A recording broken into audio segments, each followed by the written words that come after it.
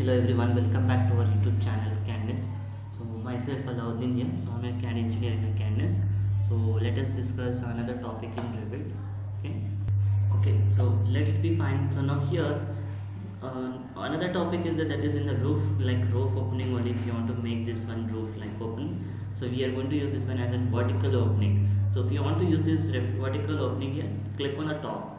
After clicking in the top, take on vertical. If I take vertical, select on the roof. If you select on the roof here, now you can cut the portion where you want to cut by using this drawing tools. Suppose I'll take this one as a rectangle. Now I'll take one circle here. Multiple faces you can cut at a time here. So like this you can cut here. After that you can finish this edit mode. If I finish here, now you can see now the roof face will be cutted here. So now suppose example the top roof, if you want to cut here, then here I'll just select and delete this top roof exactly in the middle. If you want to cut vertical opening, select the roof and I'll just take rectangle shape from here to there.